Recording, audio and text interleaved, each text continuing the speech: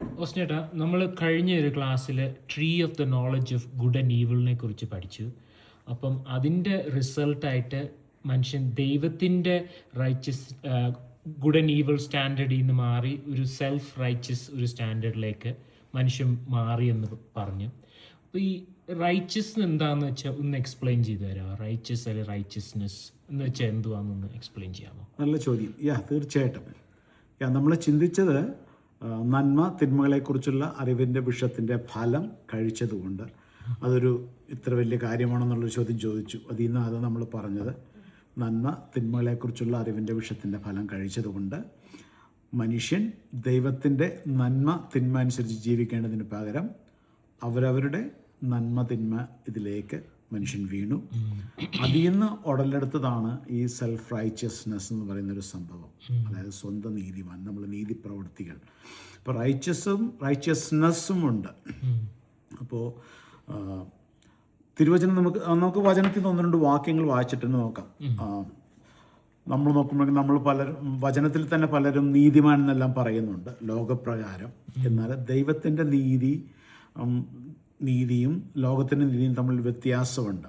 Okay, അപ്പോൾ തിരുവചനം എന്താ പറയുന്നത് നമുക്ക് നോക്കാം. റോമാലേഖനം 3-ാം അധ്യായത്തിൻ്റെ 10-ാം വാക്യത്തിൽ നമ്മൾ നോക്കിയാൽ റോമൻസ് 3:10 ഒന്ന് വായിച്ചു. ഓക്കെ, നീതിമാൻ ആരുമില്ല, ഒരുത്തൻ പോലുമില്ലെന്ന വചനം എഴുതിയേക്കുന്നത്. നീതിമാൻ ആരുമില്ല, ഒരുത്തൻ പോലുമില്ല. 2-3 വാക്യം കൂടി നമുക്ക് വായിക്കാം. സഭാപ്രസംഗിയിൽ എക്ലേസിയാസ്റ്റിസ് 7:20 ഒന്ന് വായിച്ചേ. പാപം ചെയ്യാതെ നന്മ മാത്രം ചെയ്യുന്ന ഒരു നീതിമാനും ഭൂമിയിലില്ല. പാപം ചെയ്യാതെ നന്മ മാത്രം ചെയ്യുന്ന ഒരു നീതിമാനും ഭൂമിയിലില്ല. തിരുവചനം അങ്ങനെ പറയുന്നു. നമ്മളെല്ലാവരും നല്ല പ്രവൃത്തികളൊക്കെ ചെയ്യുന്നുണ്ട്, അല്ലേ? പക്ഷെ പാപം ചെയ്യാതെ നന്മ മാത്രം ചെയ്യുന്ന, ജീവിതകാലം മുഴുവൻ നന്മ മാത്രം ചെയ്യുന്ന ഒരു മനുഷ്യനും ഭൂമിയിലില്ലെന്നാണ് പറഞ്ഞേക്കുന്നത്. വേണം ഒരു വാക്യം കൂടി വായിക്കാൻ. നമ്മൾ യോബിൻ്റെ പുസ്തകത്തിൽ ഒരു വാക്യമുണ്ട്. Job 14:14. Who can bring a clean thing out of an unclean? No one. Who can bring a clean from an unclean? അതായത് അശുദ്ധനിൽ നിന്ന് ജനിച്ച വിശുദ്ധനുണ്ടോ എന്നാണ് ചോദിക്കുന്നത്. കാരണം ദാവീദ് പറയുന്നുണ്ട്, പാപത്തിൽ എൻ്റെ അമ്മ എന്നെ ഗർഭം ധരിച്ചു. അപ്പോൾ നമ്മൾ ജനിച്ച് വീഴുന്നത് തന്നെ പാപികളായിട്ടാണ്. നമ്മൾ പാപം ചെയ്ത് കഴിഞ്ഞിട്ടല്ല പാപിയായിട്ട് മാറുന്നത്. അതിനൊരു ഉദാഹരണം നമ്മൾ പറയുകയാണെങ്കിൽ, നമ്മൾ 2 വയസ്സും 3 വയസ്സൊക്കെ ഉള്ള കുഞ്ഞുങ്ങളെ 2 കുഞ്ഞുങ്ങളുടെ മുമ്പിലേക്ക് ഒരു ടോയ് നമ്മൾ എടുത്തു കൊടുത്താൽ അവരതിൽ തമ്മിൽ വഴക്കുപിടിക്കും, എൻ്റെ എന്ന് പറഞ്ഞിട്ട്, അല്ലേ? ആ ഒരു സെൽഫിഷ് നേച്ചർ അവിടെ തന്നെ കാണാം. നമ്മൾ താരങ്ങൾ കുഞ്ഞുങ്ങളെ പഠിപ്പിക്കുന്നതാണ്. നേച്ചറാ, പാപത്തിന്റെ നേച്ചറാ. നമ്മൾ ആരും ദേഷ്യം പഠിക്കാൻ വേണ്ടി സ്കൂളിൽ പോയിട്ടില്ല, അസൂയ പഠിക്കാൻ വേണ്ടി സ്കൂളിൽ പോയിട്ടില്ല. ഇതെല്ലാം നമ്മുടെ പാപ സ്വഭാവത്തിലാണ് നമ്മൾ ജനിച്ച് വീഴുന്നത്. സിൻ നേച്ചർ നമ്മുടെ രക്തത്തിലുള്ളതാണ്. കോപം, അസൂയ, പക, പിണക്കം, ഇതെല്ലാം നമ്മൾ ആരും സ്കൂളിൽ പോയി പഠിച്ചതല്ല. It's there in our life. അതുകൊണ്ട് അശുദ്ധനിൽ നിന്ന് ജനിച്ച വിശുദ്ധനുണ്ടോ എന്ന് ചോദിക്കുന്നത്. അപ്പോൾ അവിടെയാണ് ഈ നീതീകരണം എന്നുള്ളൊരു വിഷയം, റൈച്ചസ്നെസ് എന്നുള്ള വിഷയം വരുന്നത്. ദൈവത്തിൻ്റെ വചനം നമ്മളിപ്പോൾ 2-3 വാക്യം വായിച്ചു. ദൈവത്തിൻ്റെ വചനം പറയുന്ന നീതീകരണം എന്നുള്ള വിഷയം. അപ്പോൾ നീതീകരണമുണ്ട് ഒരു മനുഷ്യന്, ഒരു ശുദ്ധീകരണമുണ്ട്, തേജസ്കരണം. ഞാനൊരു 30, 60, 100 മേനി പറഞ്ഞപ്പോൾ അതിങ്ങനൊന്ന് ടച്ച് ചെയ്ത് പോയായിരുന്നു. ഓക്കെ, അപ്പോൾ അതിൻ്റെ ഒരുവൻ ദൈവരാജ്യത്തിലേക്ക് ദൈവത്തിൻ്റെ പൈതലായി തീരുന്നത് ദൈവത്തിൻ്റെ നീതി നമ്മളിൽ ഇമ്പ്യൂട്ട് ചെയ്യുമ്പോഴാണ്. ദൈവത്തിൻ്റെ നീതി നമ്മളിൽ ദൈവം തരുമ്പോഴാണ്. അത് വിശ്വാസത്താലാണ് അത് ലഭിക്കുന്നത്. ഓക്കെ, അപ്പോൾ അബ്രഹാം ദൈവത്തിൽ വിശ്വസിച്ചു, അതവന് നീതിയായി കണക്കിട്ടു എന്നെല്ലാം പഴയ നിയമത്തിൽ നമ്മൾ വായിക്കുന്നു. റോമാലേഖനത്തിൽ നമ്മളത് വായിക്കുന്നുണ്ട്. അപ്പോൾ നീതീകരണം ഇല്ലെങ്കിൽ ആ റൈച്ചസ് എന്നുള്ള വിഷയം പഠിക്കണമെങ്കിൽ റോമാലേഖനം മുഴുവൻ നമ്മളൊന്ന് പഠിക്കണം. എന്നാൽ അതിൻ്റെ ഒരു റഫായിട്ട് നമ്മൾ പറയുകയാണെങ്കിൽ righteousness is A faith in Christ. ക്രിസ്തുവിലുള്ള വിശ്വാസത്തെയാണ് നമ്മൾ റൈച്ചസ്നെസ് എന്ന് പറയുന്നത്. Okay, and it is a free gift from God. അത് ദൈവത്തിൻ്റെ സന്നിധിയിൽ നിന്ന് നമുക്ക് ലഭിക്കുന്ന ഒരു ദാനമാണ്. എപ്പോഴാണ് ലഭിക്കുന്നത്? കർത്താവ് യേശു ക്രിസ്തുവിൽ വിശ്വസിച്ച് കഴിയുമ്പോൾ ആണ് അത് നമുക്ക് നീതിയായിട്ട് കണക്കിടുന്നത്. ഇറ്റ്സ് ഇംപ്യൂട്ടഡ്, അല്ലെങ്കിൽ നമ്മുടെ അക്കൗണ്ടിലേക്ക് ക്രെഡിറ്റഡ്, അല്ലേ? അപ്പോൾ അത് ഞാനത് എപ്പോഴും ഇങ്ങനെ പറയാറുണ്ട്. അതൊരു ദൈവത്തിൻ്റെ ഒരു സ്വഭാവം. It's a nature of God. Righteousness is a nature of God imputed into our spirit at salvation. നമ്മൾ രക്ഷിക്കപ്പെടുമ്പോൾ ദൈവത്തിൻ്റെ സ്വഭാവമായിരിക്കുന്ന ആ നീതിമാൻ ഇല്ലെങ്കിൽ നീതീകരണം എന്നുള്ളൊരു കാര്യം നമ്മുടെ ജീവിതത്തിലേക്ക് ദൈവം ഫ്രീ ഗിഫ്റ്റായിട്ട് തരുന്നതാണ്. അതുകൊണ്ട് നീതീകരിക്കുന്നവൻ ദൈവം തിരഞ്ഞെടുത്തവരാരും കുറ്റം വിധിക്കും, നീതീകരിക്കുന്നവൻ ദൈവം. അപ്പോൾ എൻ്റെ നീതിമാൻ വിശ്വാസത്താൽ ജീവിച്ചിരിക്കുക. അപ്പോൾ നീതീകരണം എന്നുള്ള വിഷയം എന്ന് പറഞ്ഞാൽ കർത്താവ് യേശുക്രിസ്തുവിനെ വിശ്വസിക്കുന്നു, അതിലൂടെയാണ് നമുക്ക് ആ നീതീകരണം ലഭിക്കുന്നത്. നമ്മൾ നീതിമാൻ ദൈവം മുദ്രയിടുന്നത്. അപ്പോൾ 1-2 വാക്യങ്ങൾ നമ്മൾ വായിക്കുകയാണെങ്കിൽ റോമാലേഖനം 1-ാം അധ്യായത്തിൻ്റെ 16-ാം വാക്യം ഒന്ന് വായിച്ചാൽ 16-ഉം 17-ഉം റോമൻസ് 1:16 and 17. സുവിശേഷത്തെക്കുറിച്ച് എനിക്ക് ലജ്ജയില്ല. വിശ്വസിക്കുന്ന ഏവനും ആദ്യം യഹൂദനും പിന്നെ യവനനും അത് രക്ഷയ്ക്കായി ദൈവശക്തിയാകുന്നുവല്ലോ. അതിൽ ദൈവത്തിന്റെ നീതി വിശ്വാസം ഹേതുവായും വിശ്വാസത്തിനായി കൊണ്ടും വെളിപ്പെടുന്നു. നീതിമാൻ വിശ്വാസത്താൽ ജീവിക്കും എന്ന് എഴുതിയിരിക്കുന്നുവല്ലോ. അപ്പോൾ സുവിശേഷത്തെക്കുറിച്ച് എനിക്ക് ലജ്ജയില്ല. വിശ്വസിക്കുന്ന ഏവനും അത് യഹൂദനും പിന്നെ യവനനും അത് രക്ഷയ്ക്കായി ദൈവശക്തി ആകുന്നുവല്ലോ. സുവിശേഷം എന്ന് പറഞ്ഞാൽ സദ്വർത്തമാനം, എവൻഗേലിയോൻ, gospel. It is true good to be true. അതായത് it is a free gift of God.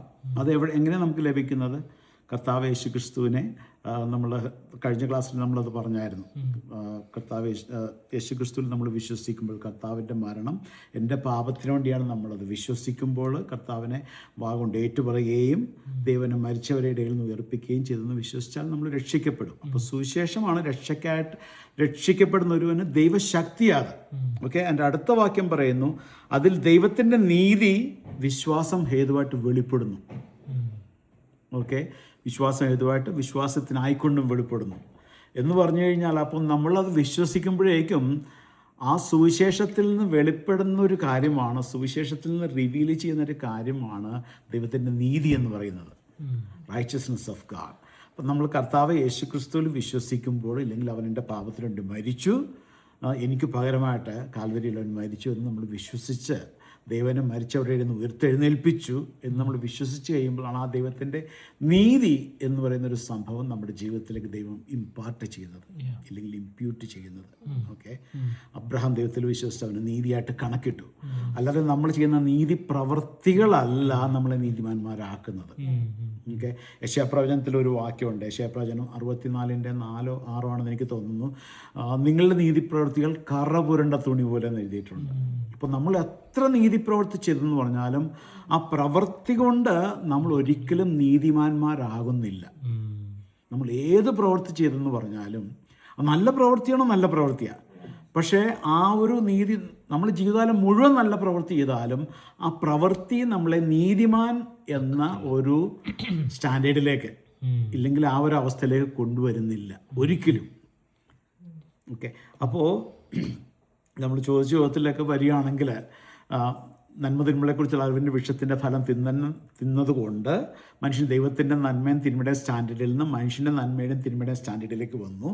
എന്നിട്ട് അറിഞ്ഞോ അറിയാതെയോ നമ്മൾ സെൽഫ് റൈച്ചസ്നെസ്സിലേക്ക് പോയി.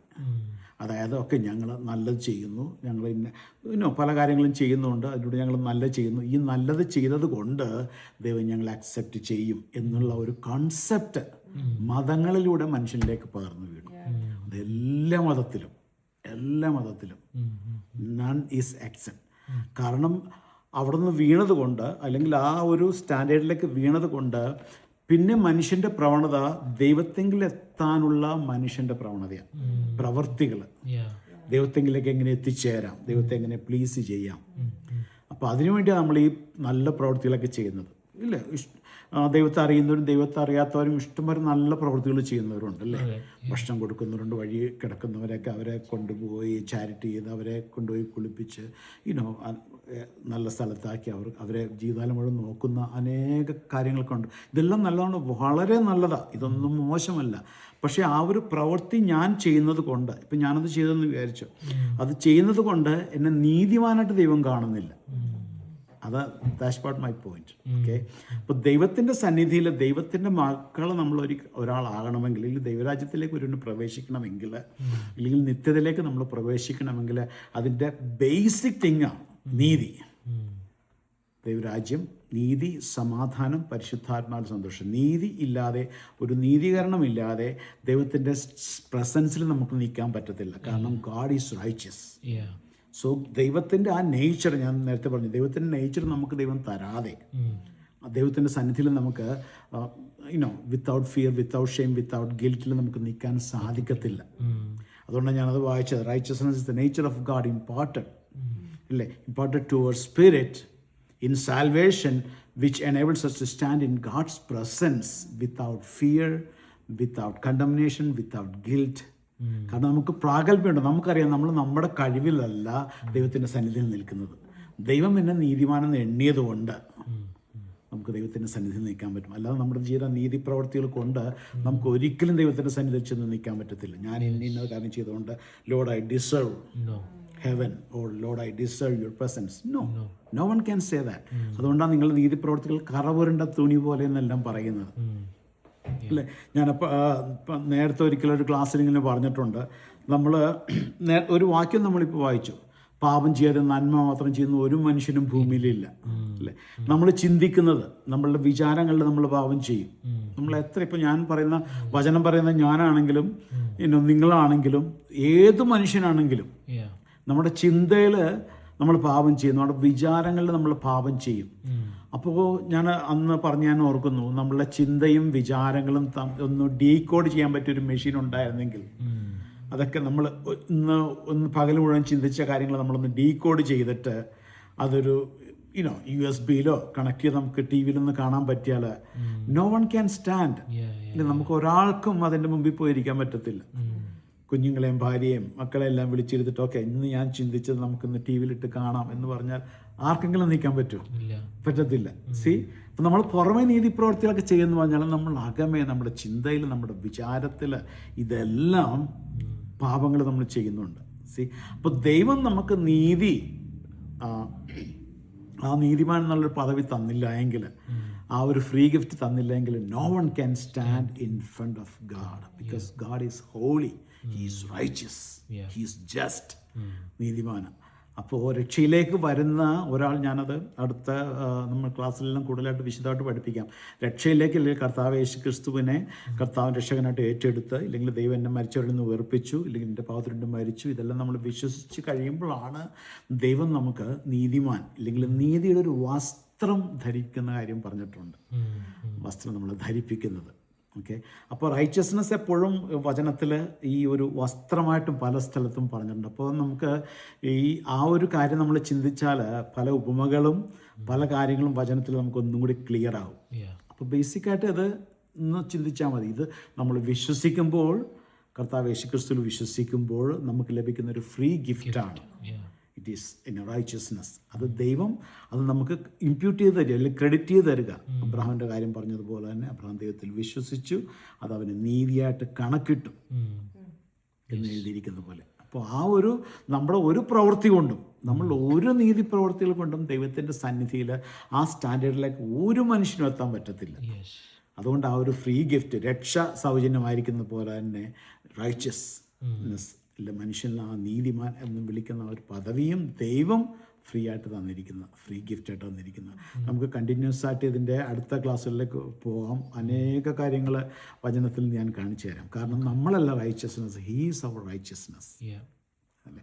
ആ വാക്യങ്ങളും വചനത്തിലുണ്ട്. നമുക്ക് അടുത്ത ക്ലാസ് എടുക്കുമ്പോൾ ഞാനത് ഓരോന്ന് ഡീറ്റെയിൽ ആയിട്ട് നമുക്ക് ചിന്തിക്കാം. അപ്പോൾ നമുക്ക് റഫായിട്ടൊരു ഐഡിയ കിട്ടുമെന്ന് വിചാരിക്കുന്നു. നമ്മളുടെ നീതി പ്രവർത്തികളല്ല, നമ്മളുടെ ഒരു നീതി പ്രവൃത്തികൾ കൊണ്ടും നീതിമാനം നമ്മൾ ഒരിക്കലും വരുന്നില്ല. ദൈവത്തിൻ്റെ നീതി നമ്മളുടെ മേൽ ദൈവം ഇടുമ്പോഴാണ് നമ്മൾ നീതീകരിക്കപ്പെടുന്നതും ദൈവത്തിൻ്റെ സന്നിധിയിൽ നമുക്ക് ദൈവത്തിൻ്റെ പ്രസൻസിൽ നമുക്ക് നിൽക്കാൻ പറ്റുന്നതും. ആമേൻ. Thank U.